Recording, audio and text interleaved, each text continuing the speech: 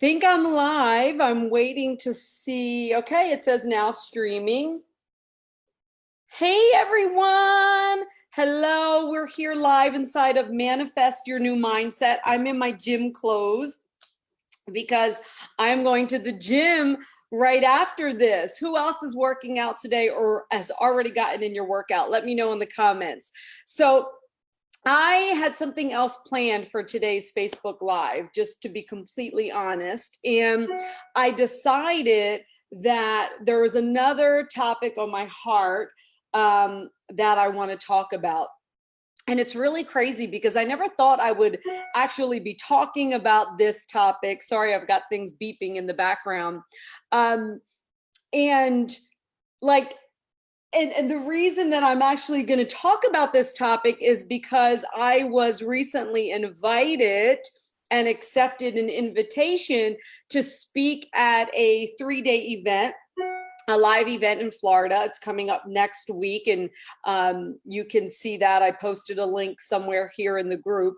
But I've been invited to speak at an event for successful, ambitious women who also want to be successful in love. And so I never in a million years, oh my gosh, things are beeping everywhere. I never in a million years, right, thought that, let's see if I could turn this off, thought that I would be talking about love, relationships, because it's not, I mean, I'm not a love coach, I'm not a relationship coach, but I am a mindset coach. I am a mindset expert and a manifesting and law of attraction expert. And so when I was approached by these two women, the Love Twins, who I'm so excited to do this event, what they saw and what they see missing in their community is the mindset around how to actually be in a space to attract the partner that you want. And they know that I have done this in my own life. And I've talked about it before, but I've never shared a little bit of the backstory to this. And so that's what I want to share today, because I think it's really important. And if it resonates with you, let me know in the comments as we start to talk about it. Because here is what I know for sure. And those of you who work with me or follow me, you hear me say this all the time. The way that we do one thing is truly the way that we do all things. So you can't don't try to fool yourself and think like, I'm only slacking in this area, or I only go all the way in this area, or don't go all the way, right? Like I only go 75% in this area, but I go all out in this area. It's typically not true, right? If you tend to be someone who quits and doesn't go all the way in one area, or you let fears hold you back in one area of life, that's showing up everywhere. So here's what I want to share with you around where I was before I manifested with intention on purpose. My soulmate, and if that word feels weird, then use a different word, like my perfect mate, perfect for me, right? My perfect partner, who happens to be my husband now of 10 years, together for 12 years. Okay, so about 8 months before I met my husband, 8 or 9 months, I don't know the exact number on that, to be completely honest, I was in a relationship with someone else. So we had been dating for 6 months, and this person was perfect for me on paper. We had the perfect, seemingly perfect looking relationship. He adored me. His family liked me. I knew that, he wanted to settle down and be with me. And he's a great guy, ticked all the boxes. However, and if you've ever had this experience, please let me know in the comments, right? Really good to me, he's got it together, has a great job, is, just great communicator, all of the things that, we think that we want and that we do want. But there was a little voice inside me that knew there was something missing. He wasn't everything that I wanted. And I recognized in that moment, because I had done so much work in the past couple of years leading up to this relationship to really break old relationship patterns of settling for less than what I really wanted and really knew I deserved and was worth. Have you ever in your life in relationships felt like you were settling for something less than what you really wanted? Right. So for me, in my past experience, I didn't have examples of great relationships. And so I felt like it's great just to have somebody who is like not cheating on you and not abusive. Like, that's great. That's how you're in a good relationship.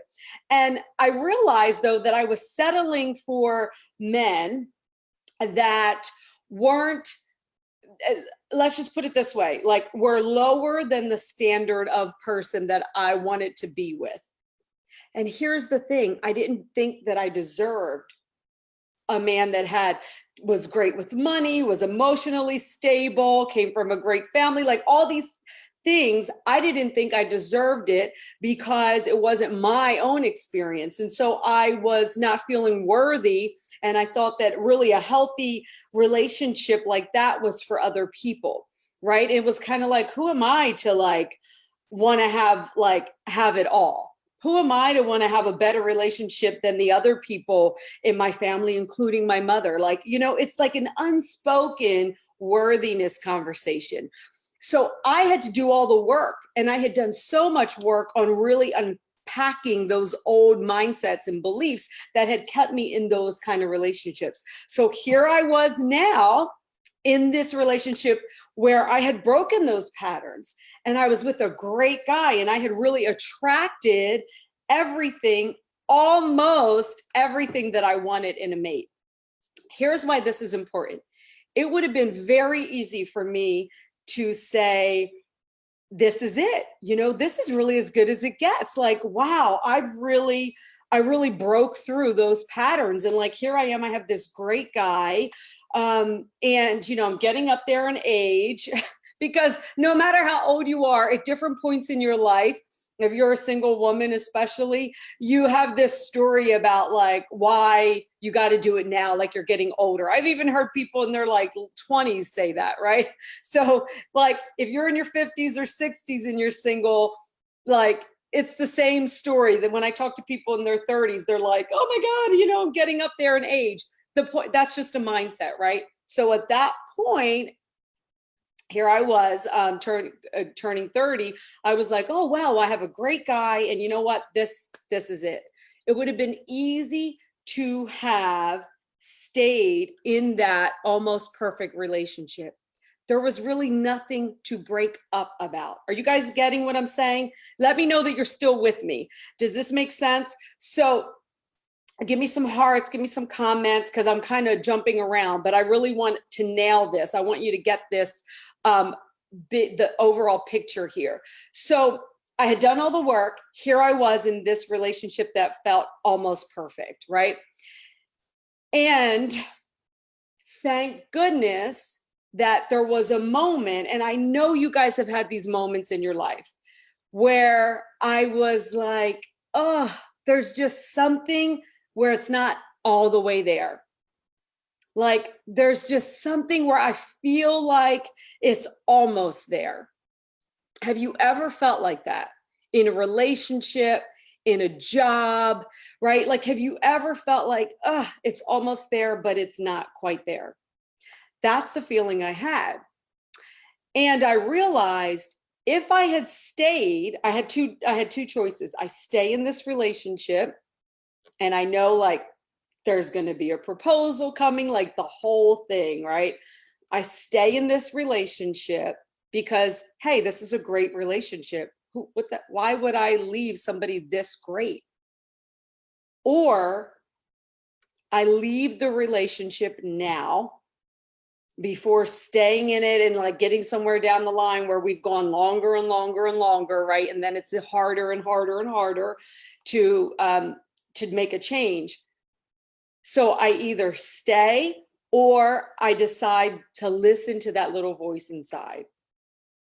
That little voice that's telling me there's something else, or this isn't really the right relationship. It's not really the right person for me. So if I had decided to stay, I realized I would actually be settling still. Even though I had broken those patterns of like picking relationships where I wanted to change the person. I didn't want to change this person, right? Like I had gotten past that, right? Like, so I'd gotten over wanting, like getting somebody like below my caliber, quote unquote, and then trying to change or fix them. I'd already gotten through that. But here I was at my next level of breakthrough. Because what gets us to one area of breakthrough is not the same thing that gets us to the next level. So here I was at that point, and I realized if I stay, I'm settling for almost. I'm settling for like 90% there. And I looked in my life and realized, guess what? That's a little bit of a pattern. I have done really well with like going 90, 95% and then pulling back. Because, hey, compared to where I came from or where I started, this is great. Have you ever felt like that? Like you kind of give yourself a little bit of a pass because it's like in comparison to other people or in comparison to where I started. Well, I realized I would be settling. And I was breaking patterns of settling, right? I had moved into my career of being an entrepreneur, the whole thing, right? So in that moment, I had to be really courageous because I said to myself, I have no idea what's going to happen when I leave this relationship and like have to tell this person who loves and adores me and who I love and care about that there's just something missing and I'm sorry. I love myself enough. I trust myself and the universe enough that even though I have no idea what's going to happen and I know that I'm walking away from a great relationship, I have to trust, I have to be courageous enough to know that there's something on the other side of me being brave enough to not settle. And I'll never forget when I had that conversation. We lived close to each other at the time. He literally could walk to my house. We had both just purchased homes in the same neighborhood before we met each other. So he walked over with his dog. He came in the house and I just remember like, wow, I have to look at this person who's going to be completely blindsided and say, listen, there's nothing wrong with us or you, but I've got to make this decision because I know that there's something else. And when making that decision, right, and then having him leave, and then everything that happens in the next weeks and all that, where you're like, oh my God, did I make the right decision? Making that decision now, knowing what I know and looking back, I realize that having the courage to make a decision without knowing what's going to come next, and having the courage to make a decision that actually is where I'm actually risking giving up something great for something that feels like there's something else greater or more fitting. Like having the courage to do that, that told the universe, hey, universe, I trust you. Hey, God, I trust you. I know you've got my back. And I know that little voice there is there for a reason. And how easy it is to ignore that voice. How easy it could be to let the other voices around me drown out that decision. Girl, are you crazy? Like, he's great. Danny, his name was Danny, right? Like, how could you do that? You know, like, you're crazy. You're just getting, it's easy to let other people's voices and fears and society's expectations of what we should settle for or expect. It's easy to let those voices drown out that real quiet voice in the back of your mind, deep in your heart and in your soul. And it's a moment where I look back that I am most proud of myself, and not so much pride, but I always think back to that, like, look what happened when you trusted. So often we think like things have to be terrible before we make a decision or a choice. When we get really good at listening to that little voice, we don't have to wait until things are in complete breakdown. And as many of you know, within a few months later, I manifested my husband in 2 days. Now, the reason I say 2 days is because there was work that I did when I left that relationship where I started to get clarity. And there's a process that I teach. It's a 4-step process, really, that I teach that's tied to the manifestation work that I do and have gotten just so great at, to the point where, you know, a few months later, I got really clear, went through this whole process, and 2 days later met my husband. And it was the immediate, like, we were on date number 2, and it was the immediate feeling of, oh shit, this is what's on the other side of being courageous, not settling, and letting go and trusting the universe. Like, this is that little missing 5%, 1%. Like, this is what it feels like. Ladies and gentlemen, that remaining 5, 10, 1% feels like a world of difference. It matters. That's why going all the way with something matters, because you will never experience that freedom and that confidence that comes with having going all the way. And so making that decision to not settle for a relationship that was like 95% there, it's like the gift was on the other end. And I'll never forget that moment that I got it. And, you know, that's what now makes, for me, decisions so easy, right? Like, I am very clear because I get clarity on what I want. I listen to the little voice, and I don't get caught up in settling because, like, this is good enough. So where are you settling in your life? Where are you accepting just 90%, 95%, even 99%? And why? Why? What are you telling yourself? What are you afraid of? Like, in that moment, I had that moment of fear of like, shit, what if I don't get someone as good as this? Right?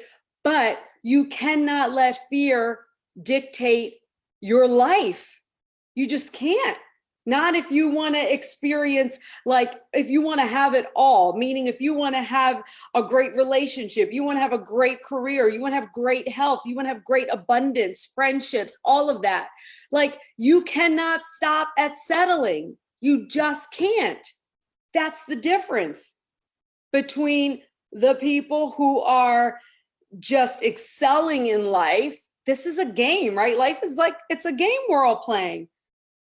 Like, you get to get out on the battlefield. Don't just sit back and be a spectator. Get in it and stop settling. So look around at your life and ask yourself, where am I settling? Is it like me in a relationship?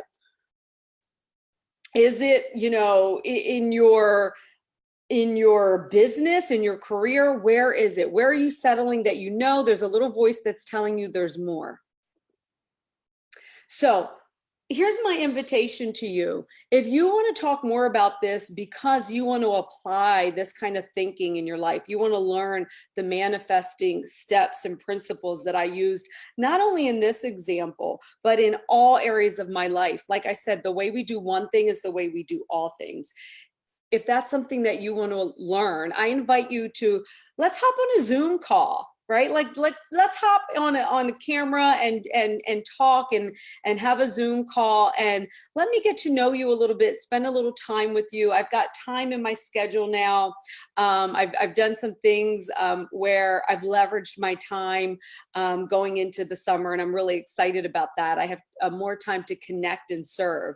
So if you're someone who wants to hop on the phone with me, I'm going to put a little link in the comments, but even if you miss the link, just type in the link, yes, I want to do a Zoom call. So, and you can ask me anything. I'll call it Ask Jessica Anything, right? Like, just straight up, What is it that you know you're resisting or that you're settling for that you want to have some support in going to the next step? Okay, so go ahead and let me know in the comments, and I will drop in a link also to just hop on a call and let's get to know each other and let me support you in going to the next level. Remember, what got you to one breakthrough is not the same thing that's going to get you to the next breakthrough. So what is next for you? Thanks for tuning in.